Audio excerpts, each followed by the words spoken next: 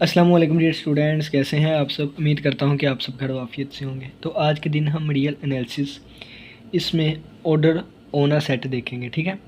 तो चलिए ये हम स्टार्ट करते हैं। तो पहले हम नोट से देख लेंगे और फिर हम एक्स्ट्रा जो कि इंटरनेट से थोड़ी सी चीज़ें सर्च किया वो यहाँ पे लिखी हुई हैं उनको देख लेंगे, ठीक है। तो चलिए आइए हम स्टार्ट करते हैं। सबसे पहले देखें order on a set. Let S be a non empty set. हमने एस एक सेट लेना है वो नॉन एम्प्टी हो। नॉन एम्प्टी का मतलब है कि उसमें कुछ ना कुछ एलिमेंट्स लाजमी हो, ठीक है।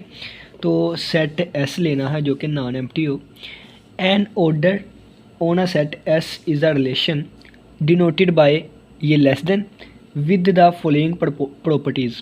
कहता है कि एक एस सेट होना चाहिए जिसमें कुछ ना कुछ एलिमेंट्स लाजमी हो, यानी कि वो नॉन एम्प्टी सेट हो, ठीक है।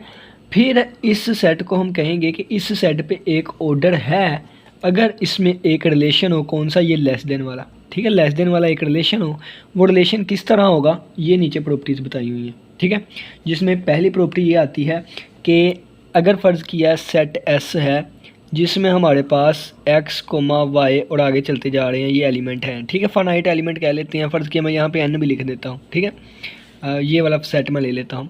कहता है कि दो एलिमेंट लें सेट एस में से। फ़र्ज़ किया एक को एक्स का नाम दे दिया, एक को वाई का नाम दे दिया, ठीक है। Then one and only one of the statement is true. कहता है कि अगर दो एलिमेंट हमने लिए हैं तो एक एलिमेंट दूसरे एलिमेंट से छोटा हो या बराबर हो या उससे बड़ा हो, ठीक है।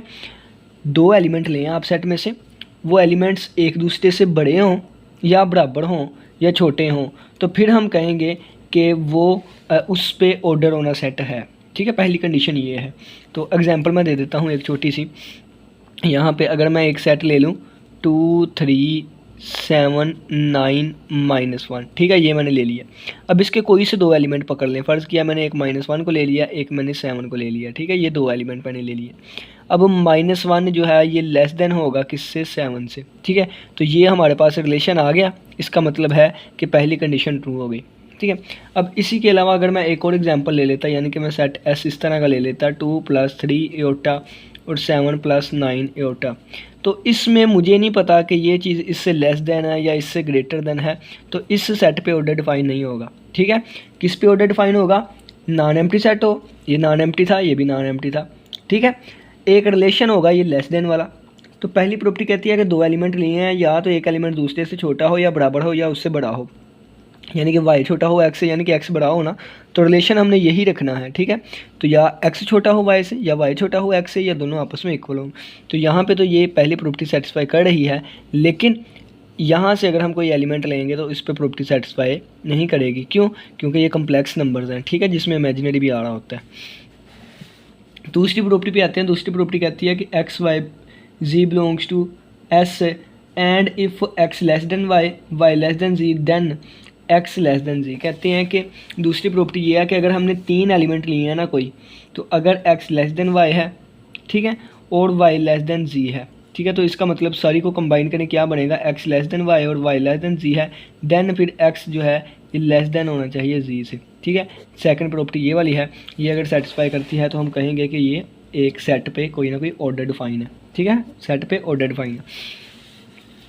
अब इंटरनेट की चीज़ों पे आते हैं। देखें, सबसे पहले हमारे पास ऑर्डर रिलेशन होता है। ऑर्डर रिलेशन क्या होता है, ठीक है। ये बेसिक से स्टार्टिंग से सारा डिटेल के साथ बताने लगा हूँ। पहले ऑर्डर रिलेशन के बारे में हमें पता होना चाहिए, फिर ही हम ऑर्डर सेट की बात कर सकते हैं या सेट पे ऑर्डर की बात कर सकते हैं। ऑर्डर रिलेशन क्या होता है? अब बाइनरी रिलेशन, बाइनरी रिलेशन ऐसा कि जो कि हमारे पास दो ऑपरेंड लें, यानी कि दो चीज़ों को लेके चले। फ़र्ज़ किया एक्स और वाई दो चीज़ें हैं, तो इन दो चीज़ों पे जो ऑपरेशन अप्लाई हो और दोबारा आंसर उसी सेट में से आए, उसको हम कहते हैं बाइनरी रिलेशन, ठीक है। Binary relation on some set A usually denoted by the symbol, उसको इस सिंबल से डिनोट किया जाता है, ठीक है, ऑर्डर रिलेशन को। And having the following properties, और इसकी ये तीन प्रॉपर्टीज़ होती हैं। पहली ये रिफ्लेक्सिव प्रॉपर्टी, यानी कि अगर हमने एक एलिमेंट एक्स लिया है तो एक्स जो है ये less than equal to x से ही हो, इसको कहते हैं रिफ्लेक्सिव प्रॉपर्टी, ठीक है। यहाँ पे लिखा है A less than equal to A, ठीक है। उसके बाद आती है ट्रांसिटिविटी प्रॉपर्टी। ये क्या कहती है? अगर x जो है ये less than equal to Y है और y less than equal to Z है, देन फिर हमारे पास x जो है ये less than equal to Z हो, यानी कि ये वाली जो इसकी दूसरी प्रॉपर्टी थी ना ये वाली है, ठीक है। अगर a छोटा है b से, b छोटा है बराबर है c से, then a less than equal to c हो, ये ट्रांसिटिविटी।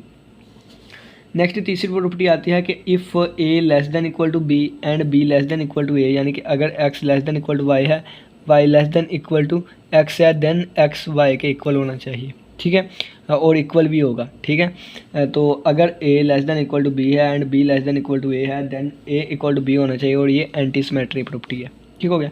ये तीन प्रॉपर्टीज़ अगर सेटिस्फाई करती हैं और ये वाला रिलेशन है हमारे पास, तो इसको हम कहते हैं ऑर्डर रिलेशन, ठीक है। और ऑर्डर रिलेशन हमारे पास क्या है, एक बाइनरी रिलेशन है। आगे चलें, अब लिखा हुआ है कि इफ़ ये वाला जो हमारे पास रिलेशन है इज़ एन ऑर्डर, अगर ये ऑर्डर हो, then the relation less than defined by A less than B when A less than equal to B and A not equal to B is called a strict order. देखें, फ़र्ज़ किया हमारे पास ये वाली चीज़ है ना, ये वाली चीज़, ठीक है, इसको क्या कहते हैं, ऑर्डर रिलेशन, ठीक है, ऑर्डर रिलेशन इसको कहते हैं, ऑर्डर रिलेशन।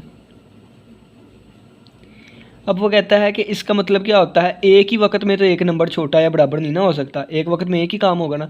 इसकी दो चीज़ें हैं, यानी कि कौन कौन सी, एक तो या तो x ये वाली चीज़ होगी या फिर ये वाली चीज़ होगी, ठीक है। वो कहता है कि इसका मतलब क्या है, इसका मतलब ज़ाहिर सी बात ये है कि x not equal to y होगा। कहता है अगर x not equal to y हो और x लेस देन वाई हो जाए इसमें, तो फिर ये हमारे पास स्ट्रिक्ट ऑर्डर कहलाता है, यानी कि लेस देन इक्वल टू वाला एक ऑर्डर है। वो कहता है कि ये वाली चीज़ बन जाएगी, ठीक है, ये वाली चीज़ बन जाएगी, यानी कि यहाँ से ये वाली चीज़ बन जाएगी अगर ए लेस देन बी हो, बन जाएगी व्हेन, जब इस चीज़ के साथ ये नॉट इक्वल टू वाली आ जाए, ठीक है। जब यानी कि x less than equal to Y है, मैं कहूँ x not equal to Y है, तो फिर क्या चीज़ बचेगी, ये वाली चीज़ बचेगी ना। तो इसको डिफाइन किया गया है और इसको कहते हैं is called a strict order, ठीक है। इसको क्या कहेंगे, strict order. A strict order can be defined, इसको इस तरह भी डिफाइन किया जा सकता है कि जो दूसरी और तीसरी प्रॉपर्टी को फॉलो करता हो। तो जो दूसरी और तीसरी प्रॉपर्टी को फॉलो करे, तीसरी प्रॉपर्टी को फॉलो करने का मतलब ये है कि A less than B, B less than C, A less than C, ठीक है, and A less than B, B less than A, then ये ए इक्वल टू होगा बी के। तो इसका मतलब क्या है, इसको एक न्यू एस्पेक्ट से देखते हैं। ये देखिए, अगर मैं लिखूँ A less than B and B less than, अब इस ए को भी एक तीसरा नंबर सी मान लेते हैं, देन ए जो है वो सी के इक्वल होना चाहिए। तो यही तो लिखा हुआ है ए बी के इक्वल है। देखें, ये ए था, ये बी और ये सी, जैसे ए बी बी सी, इसी तरह इसको अगर ए बी और इसको बी सी कह दें तो फिर ये इसके इक्वल होना चाहिए, यानी कि ए जो है वो सी के इक्वल होना चाहिए और ए आपस में इक्वल होते हैं, ठीक है। नेक्स्ट वो कहता है कि इफ़, यानी कि ए जो है ये less than B and B less than A can not occur simultaneously. कहता है एक ही वक्त में ऐसा नहीं हो सकता कि ए बी से छोटा भी है और ए बी से बड़ा भी है, ठीक है। इधर से पढ़े ना, इधर से तो ए बी से बड़ा है, ये ए बी से छोटा है, या इधर से पढ़ें तो बी ए से बड़ा है और बी, कहता है दोनों एक वक्त में नहीं हो सकते। तो ज़ाहिर सी बात है दो कि या ये होगा या ये होगा, दोनों एक वक्त में हो ही नहीं सकते कि बड़ा भी है और छोटा भी है, ये भी या वाई छोटा है या वाई, एक वक्त में दोनों नहीं हो सकते। कहता है A less than equal to B, अगर ये वाली चीज़ लिखी हुई है ना तो इसको हम पढ़ते हैं A is less than or equal to B, ठीक है, ए बी से छोटा है या उसके बराबर है।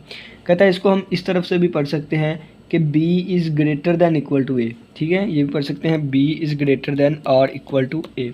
कहता है अगर सिंपली इस तरह लिखा हुआ है ये स्ट्रिक्ट ऑर्डर है, ठीक है। इसको हम पढ़ेंगे a is less than b, इसको a is less than b पढ़ेंगे, या इधर से पढ़ लें कि b is a greater than a, ठीक है, b is greater than a।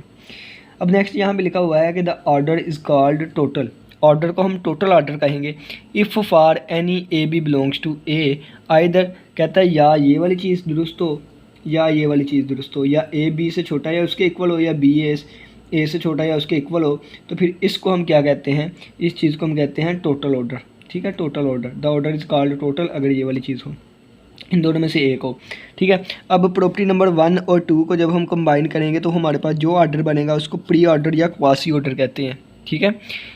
Property number 1 या 2, यानी कि प्रॉपर्टी नंबर 1 और 2 को जब हम कंबाइन करेंगे तो उस वक्त जो ऑर्डर बनेगा वो क्वासी ऑर्डर या प्री ऑर्डर बनेगा, ठीक है। और 2 और 3 वाले को जब कंबाइन करेंगे तो उस वक्त हमारे पास स्ट्रिक्ट ऑर्डर बनेगा। ये देखिए दूसरी और तीसरी प्रॉपर्टी, ठीक है। तो ऑर्डर ऑनर सेट के बारे में पता चल गया, ऑर्डर रिलेशन के बारे में पता चल गया, प्रॉपर्टीज़ पता चल गई, स्ट्रिक्ट ऑर्डर के बारे में पता चल गया, ठीक है। और इसके बाद ये पता चला कि दोनों इकट्ठे नहीं हो सकते, इनको कैसे पढ़ेंगे ये मैंने बता दिया। और एट द एंड हमने और टोटल ऑर्डर देख लिया और प्री ऑर्डर और क्वासी ऑर्डर देख लिया। अब लास्ट हम देखते हैं कि ऑर्डर्ड सेट क्या होता है, ठीक है। ये तो ऑर्डर होना सेट है ना, ऑर्डर्ड सेट क्या होता है? ऑर्डर्ड सेट ऐसा सेट जिस पे ऑर्डर डिफाइन किए जा सकते हैं उसको हम कहते हैं ऑर्डर सेट, ठीक है। तो ये ऑर्डर सेट नहीं होगा क्योंकि इस पे हम डिफाइन ही नहीं थे करवा सकते कौन किससे बड़ा, कोई ऑर्डर नहीं था, लेकिन ये ऑर्डर सेट होगा, ठीक है। बाकी हम मज़ीद ऑर्डर सेट की डेफिनेशन यहाँ से पढ़ लेते होते हैं, ठीक है। ऑर्डर सेट की डेफिनेशन क्या है कि a set S is set to be ordered set, set S को ऑर्डर सेट कहा जाएगा if an order is defined on S, अगर हम एस सेट पे ऑर्डर डिफाइन करवा सके, ठीक है। तो ये सिंपल सा छोटा सा लेक्चर था, उम्मीद करता हूँ कि समझ आई होगी। अगर किसी बच्चे को कोई भी क्वेश्चन हुआ तो लाजमी पूछिएगा। कल हम बाउंडेड सेट के बारे में, इनफिमम सुप्रीमम के बारे में डिस्कस करेंगे। अपना बहुत सा ख्याल रखिएगा। इसी के साथ इजाज़त दीजिए। अल्लाह हाफिज़, अल्लाह निगहबान।